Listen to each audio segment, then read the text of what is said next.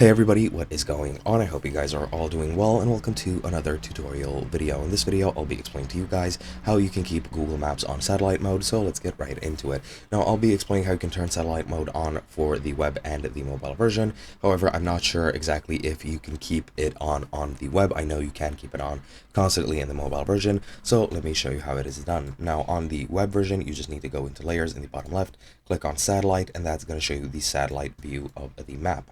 Now, if you reload the map, I'm not sure if it'll stay in satellite view or map view. However, on mobile, what you need to do is you need to go into your profile icon and then go into settings, and there, when you scroll down, you will see start maps in satellite mode. Now, when that's turned on, you can just back out and it'll be in satellite mode, and every time you enter the satellite mode after that, it'll stay in satellite mode until you turn that setting off. Again, I'm not sure if it works like that for the PC, if it'll automatically revert or if you need to do it manually, but on the mobile it'll stay like that until you turn it off. Now, keep in mind, this does use more mobile data, so if you're on a mobile data plan and you want to save your gigabytes and megabytes, I do recommend you use map view instead of satellite view. However, satellite view is optional, and you can very easily access it and keep it on at all times. And that is pretty much all there is to it. You just need to turn it off or on the mobile device, and it'll stay like that until you turn it off. Hope you guys enjoyed. I'll be seeing you guys in another video.